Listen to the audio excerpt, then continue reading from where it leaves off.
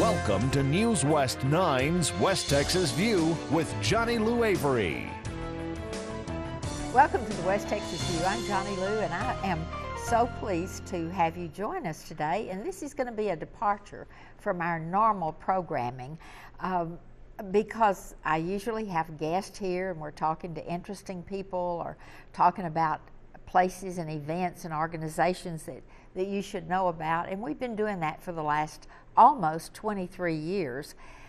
And I want to do two things differently this morning. The first thing is I want to thank News West 9 for making the commitment for a 30-minute public service block of time each week. Time is a real valuable commodity. In fact, that's the only thing a TV station has to sell. And so to commit a 30-minute block of time is a real rarity. And so I think we all should be very appreciative of what they've done.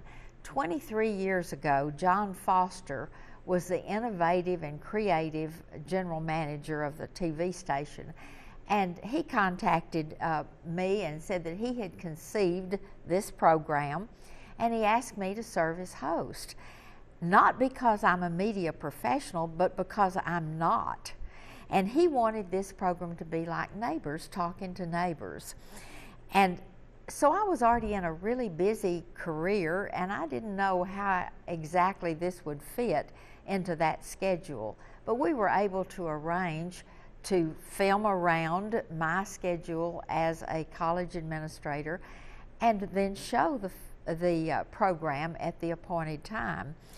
And we began immediately spotlighting all of the interesting characters that we have in the Permian Basin and in West Texas. We knew that there were so many organizations and events that needed promotion and publicity because so many times we don't see the things in our own backyard.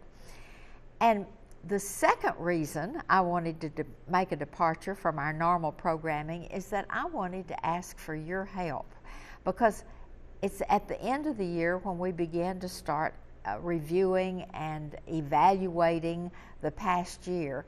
And so we need your help in knowing the direction we need to go with this program in the future. We'd like ideas of programs that you'd like for us to do, people you'd like for us to talk to, changes that you'd like for us to make.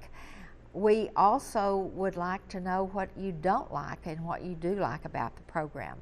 The 23rd anniversary date of this program is coming up next April the 17th. And while I'm always delighted to hear from the viewers, I would especially like to hear from you and get your comments between now and then so that we can shape our 2014 programming. We have to date, since we started on April the 17th, 1991, we have done 1,144 shows. That's a lot of shows about the people and places and events and organizations in our West Texas area. We've done everything from education to youth organizations, from drug addiction to HIV. We've done home health care to home birthing. We've done mental health to Alzheimer's and many kinds of health issues.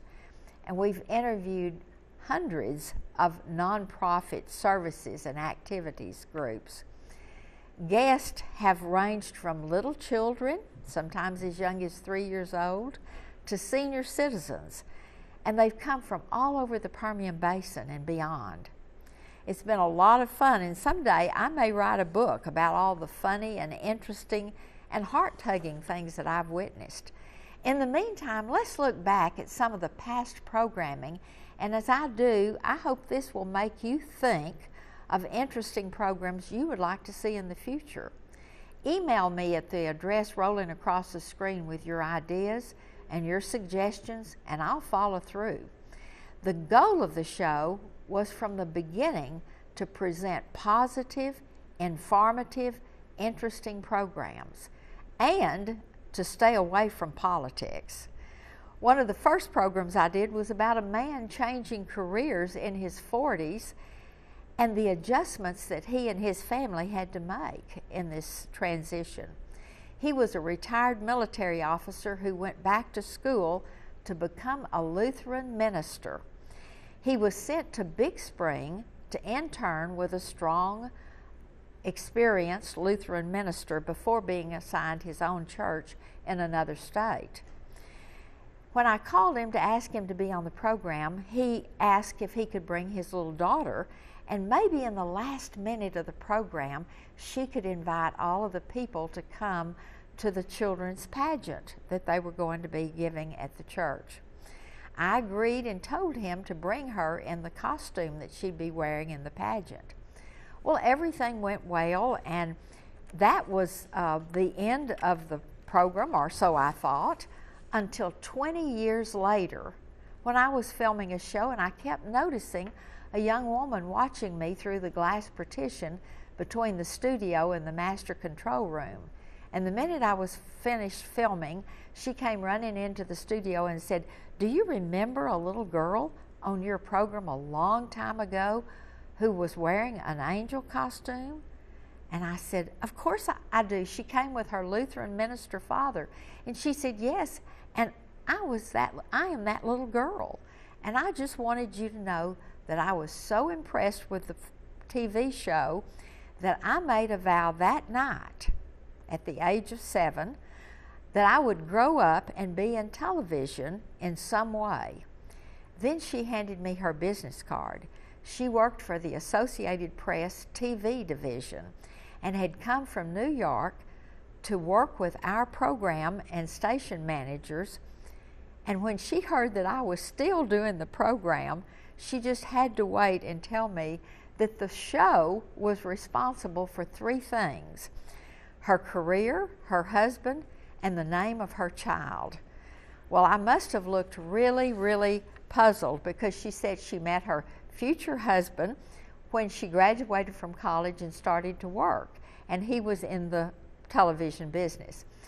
Then they got married and they named their first daughter Avery. So we have to take a break now, but we'll be back in just a minute and we'll continue this walk down memory lane and ask you to let that trigger memories of things that you can tell me that you'd like for us to change about the program, or future programs you'd like for us to do. We'll be back in just a minute. Stay tuned. West Texas View will be right back.